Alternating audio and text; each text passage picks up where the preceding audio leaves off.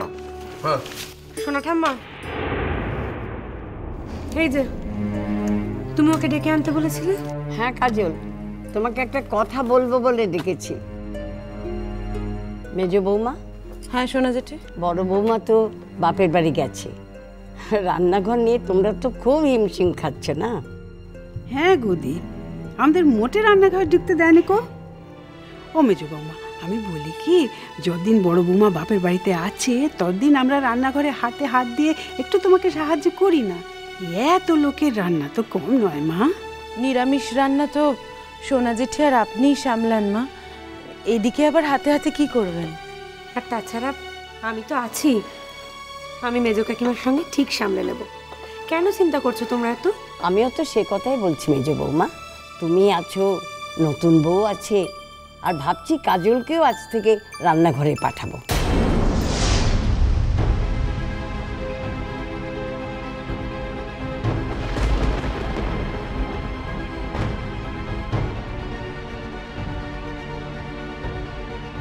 তার আর দরকার হবে না সোনা জেঠি, আমরা দুজনেই সামলাতে পারবো। শোনো সোনা জেঠি, এই মেয়েটা এ বাড়িতে চিনে জোকের মতন মাটি কামড়ে পড়ে রয়েছে। ওকে এ বাড়ি থেকে আমি দাঁড়াতে পারিনি, এটা আমার অক্ষমতা। কিন্তু আজ থেকে যদি ও এই বাড়ির রান্নাঘরে ঢুকে রান্না শুরু করে আর সে রান্না যদি আমায় খেতে হয়, এটাও কিন্তু আমি মানবো না। ও যদি এ বাড়িতে আজকে থেকে রান্না শুরু করে এবং এটা যদি এ বাড়ির নিয়ম হয়, তাহলে আমিও এবার থেকে বাইরে থেকে খেয়ে আসবো।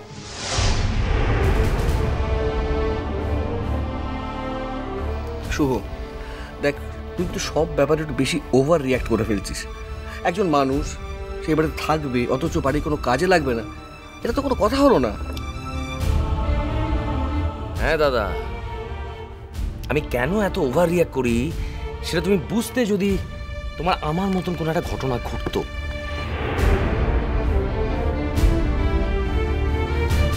তোমার ছেলে তো ভালো পরিবারের ভালো মেয়ের সঙ্গে বিয়ে হয়েছে না, তুমি এটা বুঝবে না।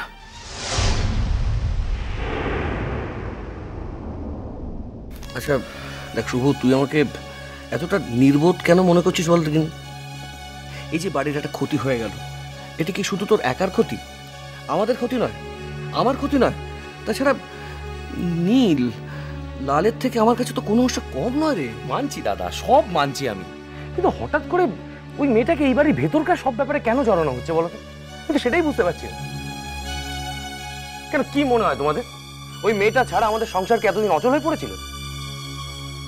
আমি ওকে যতটুকু দেখেছি, ওকে তো কখনোই আমি ঘরের মধ্যে থাকতে দেখিনি। ডিঙাভাসিতে যে কটা দিনের জন্য দেখেছিলাম, বনে বাজারে টই টই করে ঘুরে বেড়াতেই দেখেছিলাম।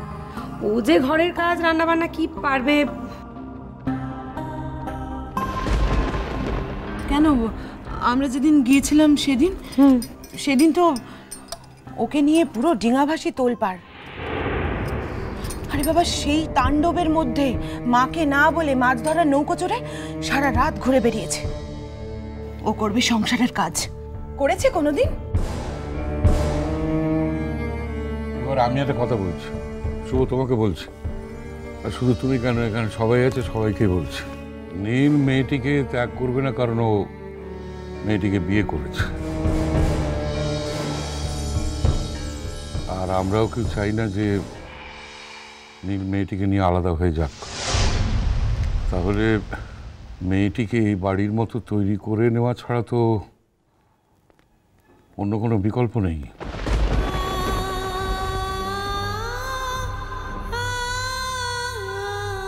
কে তৈরি হবে বাবা?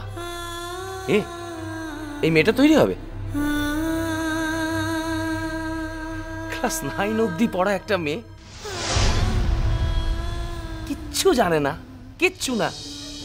কোন দিক থেকে বাবা, কোন দিক থেকে এই বাড়ির মতন করে তৈরি হবে বলো আমাকে, বোঝাও কোন দিক থেকে তৈরি হবে? ওর দ্বারা কিছু হবে না ভেবে নিয়ে যদি ওকে তৈরি হওয়ার সুযোগটাও না দাও বাবা, তাহলে একটা মানুষের প্রতি কি ঠিক বিচার হয়? নীল থামো, তুমি থামবে? হ্যাঁ, একটাও কথা বলবে না, চুপ করে থাকবে একদম। এখন কি ও আমাদের বিচার করা শেখাবে? আমাদের সঙ্গে কি ও ঠিক বিচার করেছে, নাকি আমরা মানুষই নই? শোনো মেজো বৌমা, বাড়ির গুরুজন হিসেবে আমি একটা কাজ করতে গিয়েছিলাম। এবং আমার মনে হয়েছিল এতে সংসারের ভালোই হবে। কিন্তু তোমরা যখন এত বাধা দিচ্ছ তখন আমি কিন্তু আমার দায়িত্ব পালন করতে চেয়েছি। কিন্তু তোমরা যদি নিজেদের রাগ নিজেরা না কমাও তাহলে তো কারো কিছু করার নেই। পারছি না সোনা জেঠি, কমাতে পারছি না, বারবার একই কথা মনে হচ্ছে। আর তখন থেকে মেয়েটাকে তুমি মুখের সামনে দাঁড় করিয়ে রেখে দিয়েছো। এই মেয়েটা আমাদের কিন্তু শনি, হ্যাঁ, অলক্ষী একটা, কিন্তু এলো তো এ বাড়িতে, এবার দেখে নিও আমাদের সংসারটা কিরকম ছাড়খাড় হয়ে যায়, দেখে নিও, মিলিয়ে নিও। প্লিজ, আমার বাবা যে কোনো মানুষের সঙ্গে এইভাবে কথা বলতে পারে সেটা আমার জানা ছিল না। তুমি একটা মানুষকে অ্যাকসেপ্ট নাই করতে পারো, তা বলে একটা মানুষকে অপমান করার রাইট নেই তোমার।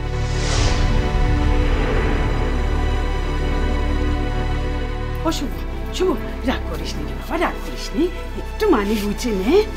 যা হয়েছে হয়েছে, আমরা তো চেষ্টা করছি ওকে মানুষ করতে, একটু সময় দে, দেখ না মানুষ হয় কিনা। হ্যাঁ মা, ঠিকই বলেছো।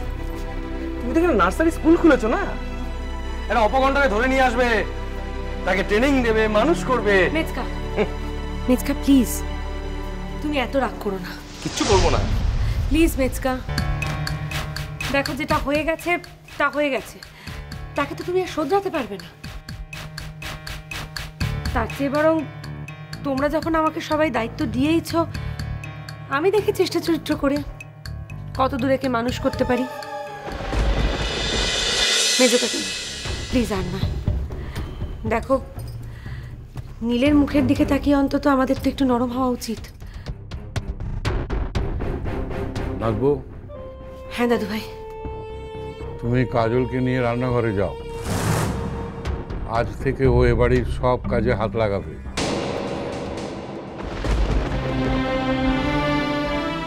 দেখো মেজ বৌমা, ইচ্ছে থাকলেই মানুষ পারে না হেন কাজ নেই। কাজলের যদি শেখার ইচ্ছে থাকে তাহলে নিশ্চয়ই শিখতে পারবে। কাজল, আজ থেকে বাড়ির ঘরে শুধু অতিথির মতো থাকবে না, আজ থেকে সবার কাজে হাত লাগাবে।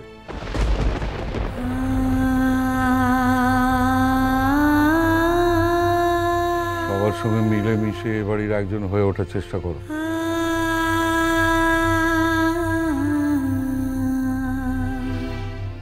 দেখো কাজল, এবারের এখন সবাই তোমার উপর বিরক্ত,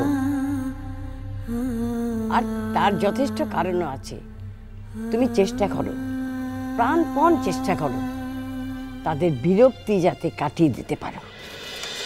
যাও যাও যাও, শোনো মেয়েদের অনেক কিছু মানিয়ে নিতে হয়। এতদিন যা করেছো করেছো, এখন কি কোন বাড়িতে এসে পড়েছো বুঝতে পারছো তো, এখন তাড়াতাড়ি সব শিখে পড়ে নাও, কে যাও যাও। কি হলো, দাঁড়িয়ে রইলে যে? আমরা কি বলছি শুনতে পাচ্ছ না? যাও তোমার শাশুড়ির মার কাছে গিয়ে জল খাবারটা তৈরি করো, যাও যাও।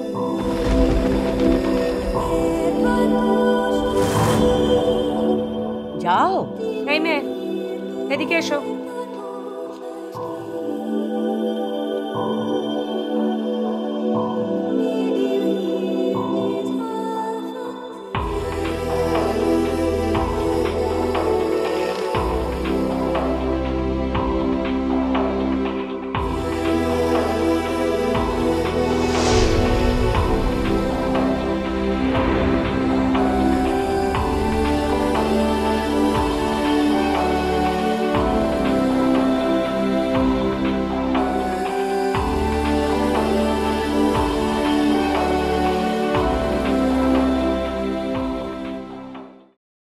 তোমরা একটু স্লো খাও কিন্তু, হ্যাঁ? আমি আর মেজো কাকিমা একদম দুজনে না হিমশিম খেয়ে যাচ্ছি ম্যানেজ করতে করতে। দুজনে কেন? কাজল কোনো কাজ করছে না? সরি শোনা ঠাম্মা, ওকে বলে কই এভাবে কাজ করানো যায় না, জানো তো? সেই থেকে দেখো রান্নাঘরের এক কোনায় দাঁড়িয়ে রয়েছে, কি করবো বলো?